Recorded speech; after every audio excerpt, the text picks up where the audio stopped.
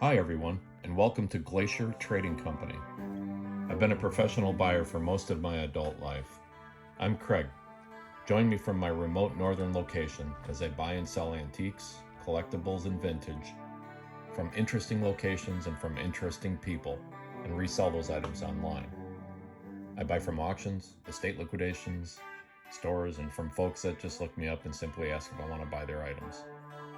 Hang out with me for a bit and see what I got this week, and meet some of the local wildlife that live in my backyard. Let's get to it.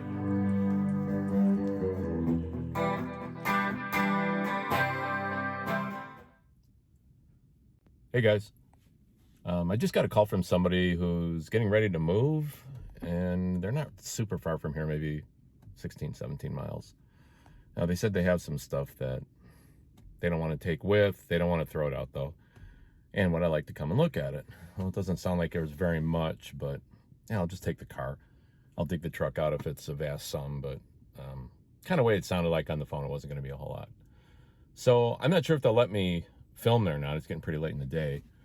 I'll know when I get there. If not, we'll just do a dig through when we get back here. All right, let's get at it.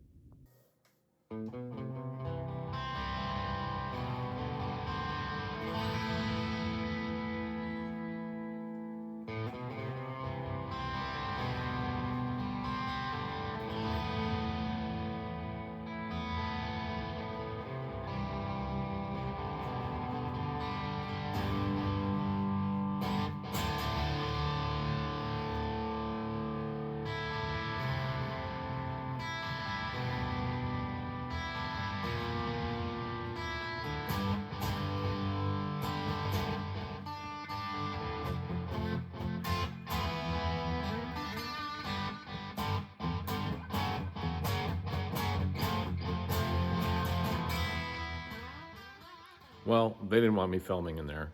Actually, everybody was all right with it, but there was one woman in there that was also there looking at buying stuff, and she was the one that had the problem with me turning on the camera. So, okay, so that didn't happen.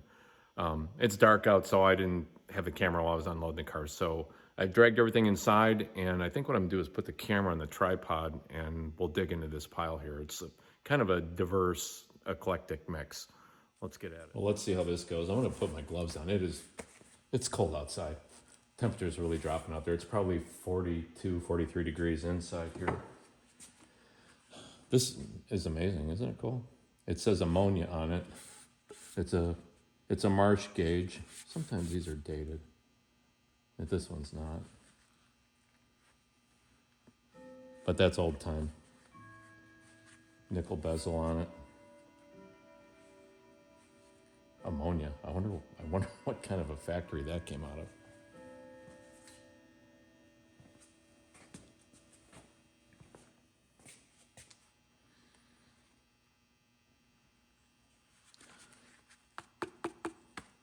I wonder if the needle is stuck. Oh, it moves a little bit. Okay. I guess I'll put this stuff off to the side. They had some old time lighting there. The shade was pretty cool. I don't have the fixture for it, but it's really in perfect shape. It's just grubby, like a lot of stuff you find in barns and attics. So there was this one.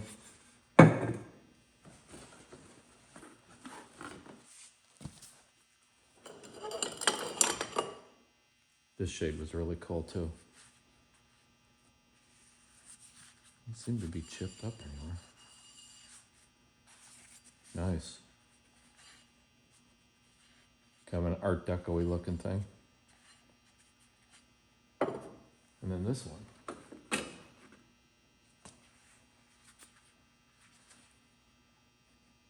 And there's the points where it would be suspended from.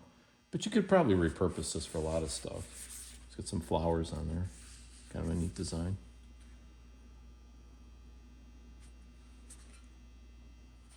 That's a cast iron muffin tin. Muffin mold, I should say. It's like a E right here. I'm not seeing any other markings on it. But it's cast, it'll clean up.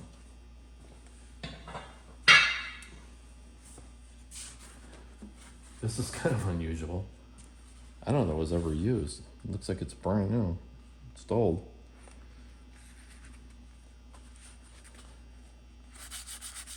It'll clean right up. I don't know, I just thought it was weird. I've never bought one of these before, but I sit there and go, you want to buy this water bubbler? I'm like, okay. I mean, honestly, do you have one? Come on, you guys. I know you don't have one.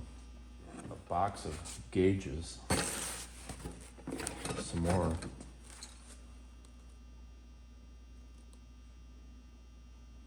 Q1. Another Marsh. Oh, it's vacuum pressure in ounces.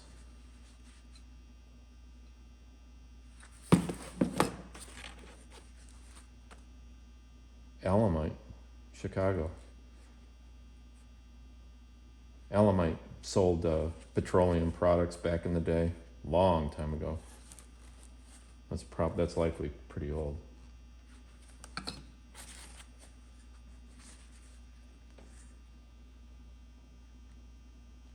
Can't read the maker on that one. Well, this is kind of an oddball looking thing.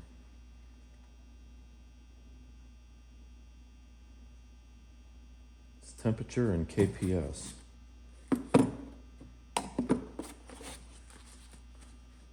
Another Marsh. Yeah, lots of Marsh gauges.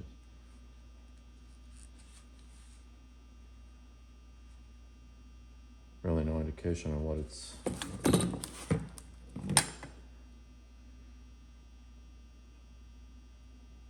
Pressure and altitude. Another Marsh gauge.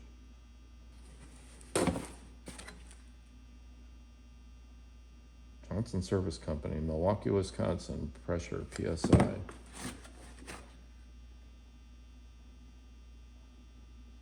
And this is for steam pressure.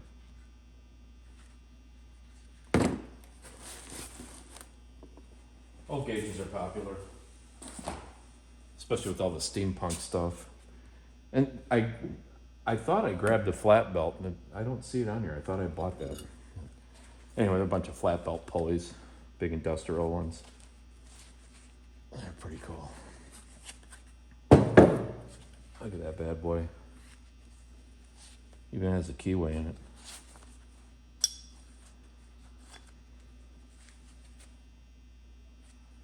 Crazy heavy. It's probably 8 pounds, 7, 8, 9 pounds, something like that. Okay.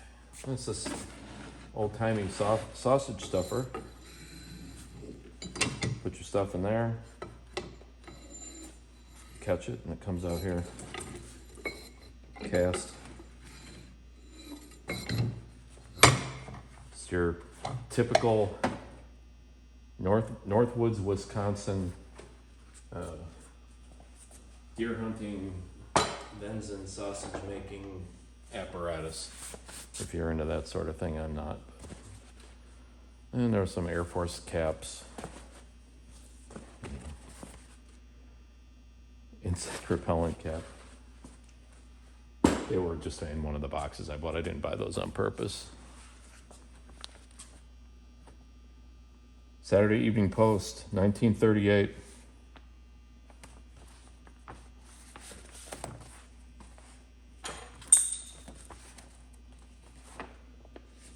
Wow.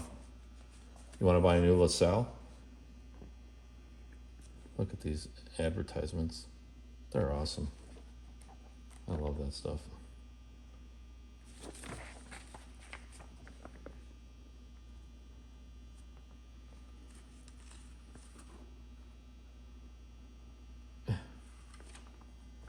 Shell oil. Anyway, it's always fun to go back in time and just kind of see what the news of the day was and what the advertisements were. Here's another one. Look at that, December 25th, 1937, Christmas Day.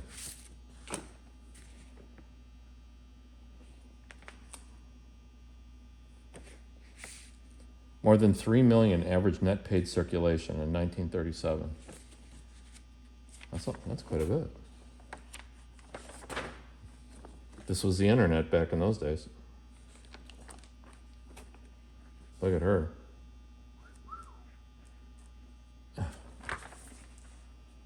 And last one, I thought this was pretty cool.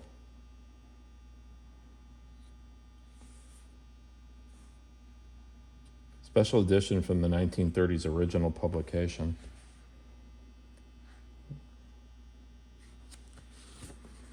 Yep, copyright 1937. Pretty cool.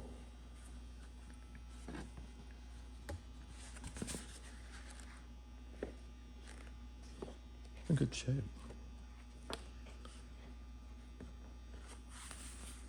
Little scribbled on by Becky. What are you gonna do? All right. I'm not sure. There was some industrial, some household. That's likely a Model T water pump.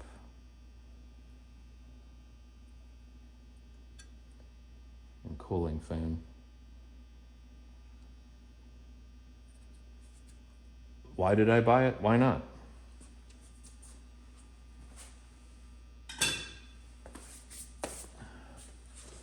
Here's some antique blow torches. These were used for a variety of things. Nobody uses them anymore. They're just kind of a cool collectible when you clean them up. A lot of them are nickel and brass. So when they're cleaned up, they look pretty cool. They can be pretty ornate, actually, for an industrial device. This is where you pump it up. Wow, it still holds pressure. Jeez, can you imagine? You couldn't even imagine how old that thing is. Probably 20s or 30s. That one doesn't pump up so good. But there's not much to them. I mean, they put a little seal in. Some of the seals back in those days were just a piece of leather that they cut out and stuck in there, and that was your seal. Even on some old engines, that's what they used. You know, there's really no use for this, really, without the furnace that it went to. But I found completely on accident some years ago, people buy these and attach them to their walls. Or if they make a homemade, like a barrel stove, they'll buy these doors, these cast iron doors. It's in good shape, it's not cracked or broken or warped. So, yeah. It's still one of those things that you just kind of learn after a while. It's like, well, I wouldn't have bought that 10 years ago. And then you buy a great big lot of miscellaneous stuff, and one of these is in there. And somebody's like, can I buy that? I'm like, really? You want to buy that? Okay. Give me your money. I'm not even sure what all this stuff is here. It's electronic components. They're pretty old.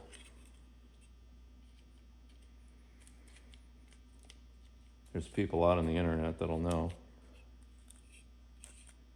It's likely phonograph parts, I think, or radio parts. Now manufactured and guaranteed by Electro Voice, Buchanan, Michigan. Doesn't say anything else, but I haven't had a chance to do any research on it. But it won't come out. It's actually affixed by this band in there, and I guess you'd have to cut it. I don't want to do that until I know more about what it is. But even back in those days, this thing's pretty old. $775. That's probably a lot of money in those days. Anyway, there's a whole box of those.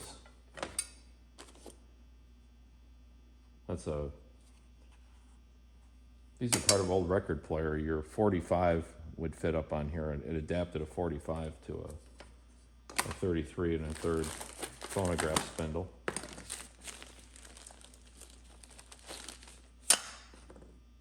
That's what that is. That would just sit on your turntable. This is cool. The vintage mortise type lock.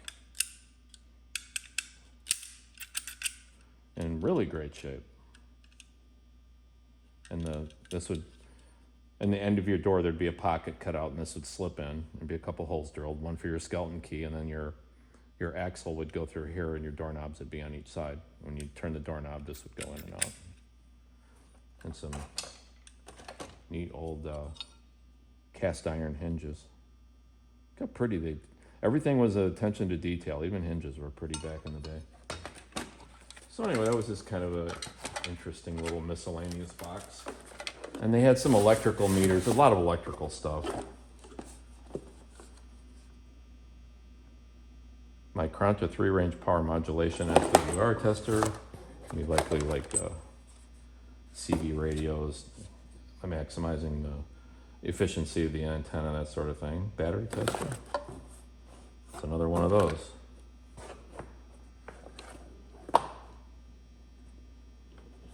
Oh, that's kind of neat.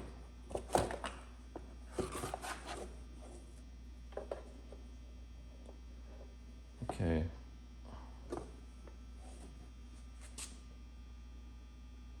Trim feather light. So, and I guess, I mean, it looks like it could be microphone too, with a little handheld, but back in the real early days of radio, they came with headsets that the headset part basically looked like that, and then it would plug into the radio with these two jacks, and that's how you listen to the radio before they had speakers. That's kind of interesting. I have no clue what that one is. Oh, it's for an antenna off a CB radio, I'm guessing. This is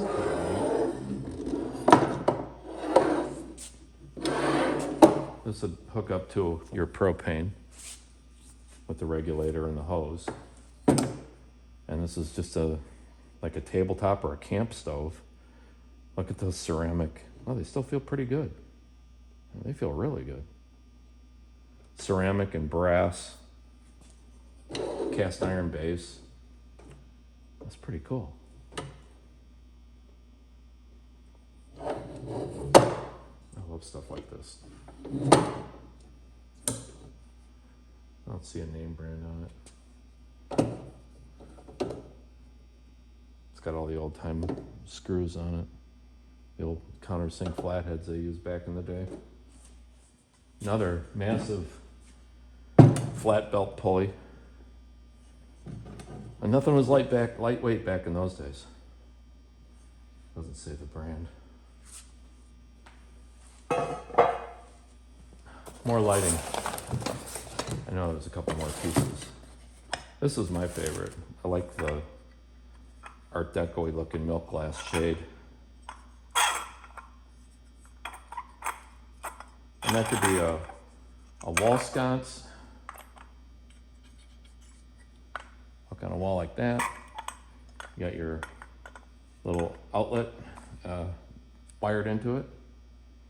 And this is all ceramic. I don't like their paint job much, but it wouldn't take but a couple minutes to scratch that down and make it whatever color you want. So that's kind of neat. I like that.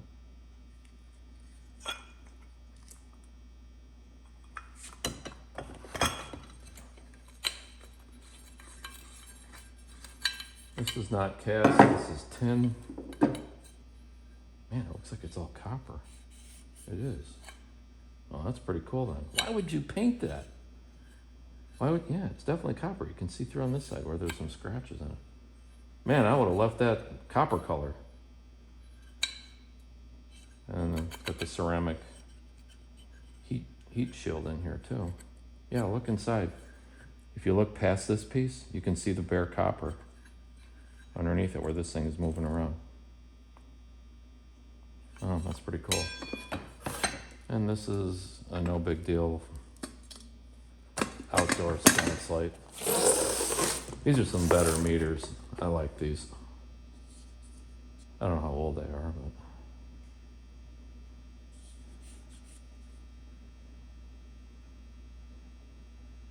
but it says 219.19. I guess it could be that old. Can't really tell. Maybe one of these other ones. Because they're all Weston, all exact same style. A lot of companies are pretty good about putting dates on stuff. It was really old.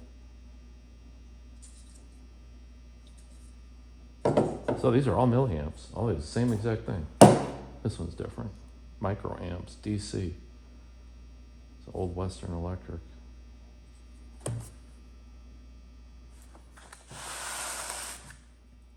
I bought these on accident a few years ago too. I think, well, who would want old gas pump triggers? It turns out there's a pretty good market for them because people restore old fuel pumps to put in their garages along with their collectible or antique cars.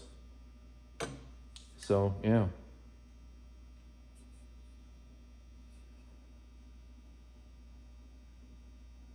This one's a gas boy.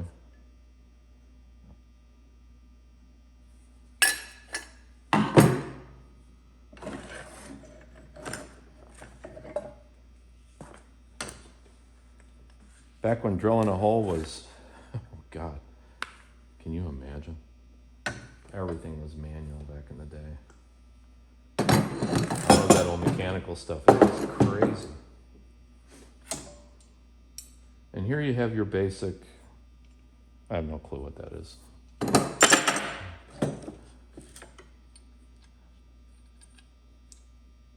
Yep, and this is a tabletop clamp. So screw onto the side of your table like that. And got a quick release lever. My fingers are so cold, I know what's gonna happen next. I'm gonna like mash my finger and see how it closed it up in the top. You get it close and it'll hold your work, release it, snap it shut. And this is for making your larger adjustments on it before you get to the fine tuning of it. I don't see a brand on it. I'm sure there's probably one on there somewhere. It's got a lot of gunk on it. Man, that metal is cold. Wow, that's fun. I'm not sure what I've got here. And we don't care.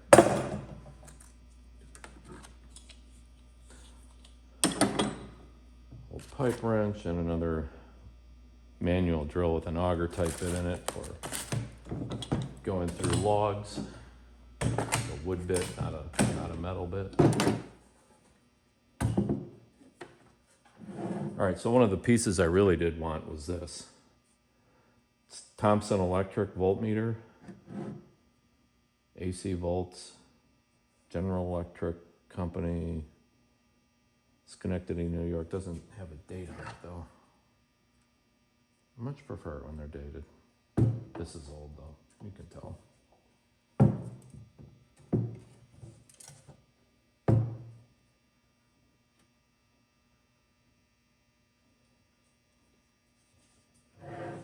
Everything in those days is massive, just overkill.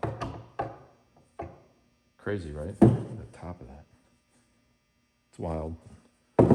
Anyway, it's a pretty good market for that sort of thing. You wouldn't think there would be, but there is actually. And especially with the whole steampunk movement. And this isn't in the greatest shape, but the shell is nice. Shell's not all dented up and creased up. What that is an antique radio speaker. And there's pieces of it that are gone. There would have been a grill over it, and it would have been kind of ornate in the center here. I think I have a couple of these in the back room too. And this is actually the speaker's cone. It's two-sided. And like I was talking about before, how it would have had those same connectors that I showed you on that other little piece. And radios were so big in those days, you couldn't really move the radio around. It was a piece of furniture. But you could grab the speaker, and if the cord was long, but they usually made them pretty long. I've got some that are super long. And they could just walk around the house and set it in different places, and that's how you made this stuff a little bit more portable before the days of portability.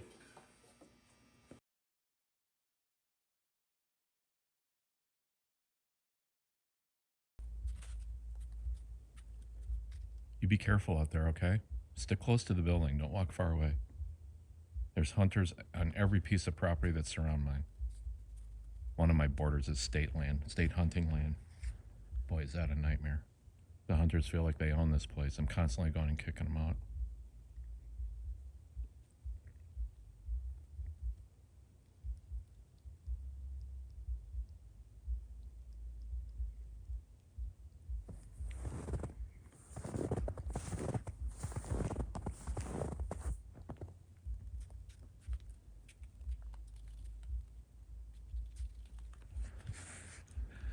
She's going to stay by me in hopes that she gets another treat.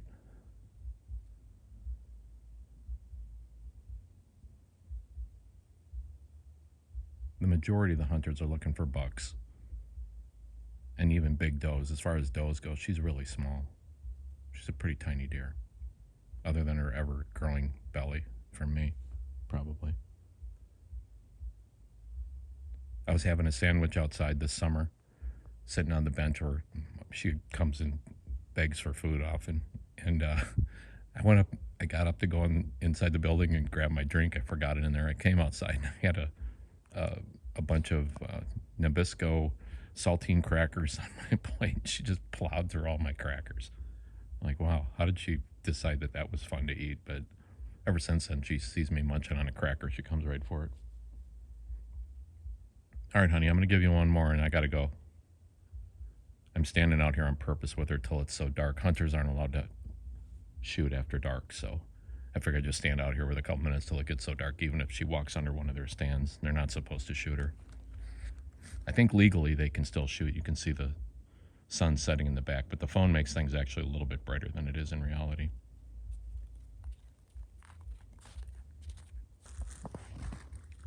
All right, honey. Be careful, okay? I'll see you later. Bye.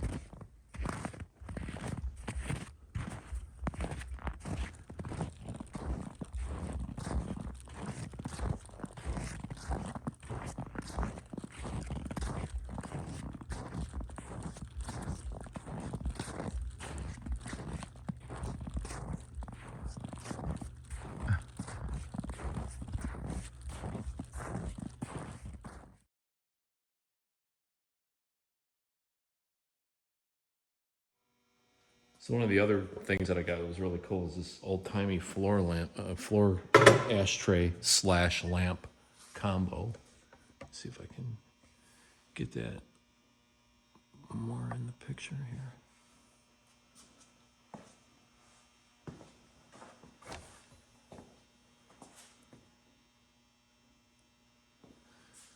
And it needs a little TLC.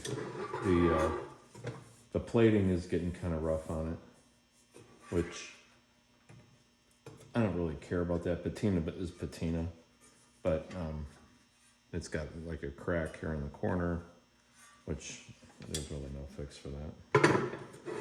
But I could get it straightened out. It plugs in. There's a switch here that turns the light on. It lights up inside the marble base. See this? There's the bulb right there. Look at that rotten old wiring. And then the same thing up here. It has a bulb here, and I think it could just be moved over a little bit so it lit up this semi-opaque marble that's here.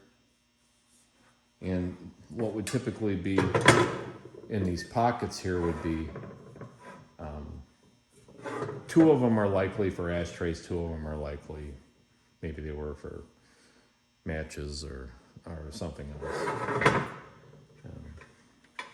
The cord is pretty hammered, the wiring not so good. If you ever want a really good deal on, if you find a lamp and you like it, and you run into this sort of thing where you're taking your life in your hands, this is junk, go to Goodwill. They usually have a closeout section, and like the one in our neighboring town, they have a whole aisle of closeout stuff. They keep it for 4 weeks on the floor for sale. On week 5, they just clearance each piece for 99 cents. And you can find very new lamps in there for 99 cents. And it's got all the parts you need to, it's so simple to rewire something. It'll literally take you 20 to 30 minutes. And then it's going to be good for another 75 years. So I just love lamps. I just love lighting. I think it really is kind of a statement piece in a room. It really does kind of set the mood in a room. And they're easy to change in and out. Move a little decor around and say, hey, I don't think that lamp goes here. Let me see what else I can put in here. So yeah, this one could be straightened out a little bit. I'm sure with some steel wool, I can make that look a little bit better. You know, it might be just smart just to paint this black, you know, kind of make it go away and straighten all this out. I don't have these. These are lift out. I'm sure these are like little lift out round dome shaped trays that fit in each one of those. It is what it is. It's all the parts and pieces I've got, but I'll just keep it here and I'll pick away at it, and one day I'll just look up and it'll be done and ready to go. Then I got this piece, which is great. It's kind of project-y, but it's almost done. That's an old Victorian. There's a fefew pieces. What's going on is this must have come off at some time, and it's a marble inlay here. And these pieces would have been hand carved to fit here, and then this would have fit. You can see where it broke off right there. See that? So I'll kind of ascertain what I can do here to put that back together, and then I'll do some glue ups on it. It doesn't look like there's much to make in this. Functioning, beautiful, really beautiful carvings on that. Wow, it's really intricate, really gorgeous. Yeah, and get that resituated, and it can live another life. This again is something that I buy though, and really to put this in a box would not be my first choice to sell this online. This piece alone is heavy. I bet you it's 10 pounds. I mean, that's stone in the center there, you know. It's kind of scratched up, but maybe that would polish to be a little bit better. And then I don't know what this is. I don't think it's oak. Oh, it's pretty heavy. Might be maple.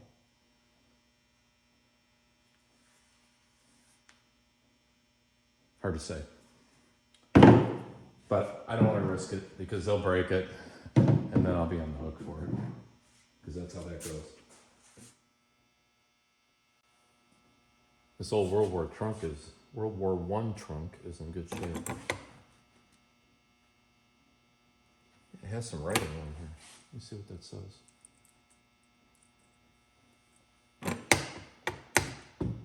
No, it's just some numbers. I see a name. Excelsior, Stanford, Connecticut. And that's the stamping I saw on the handle.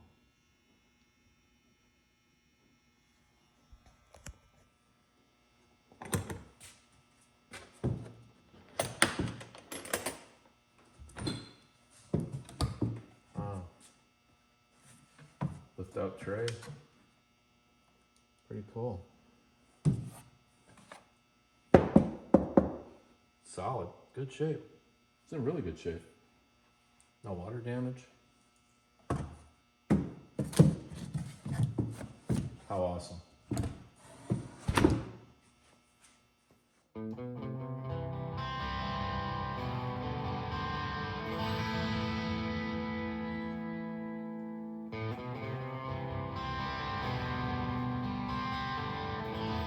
All right, guys, well, thanks for tagging along today.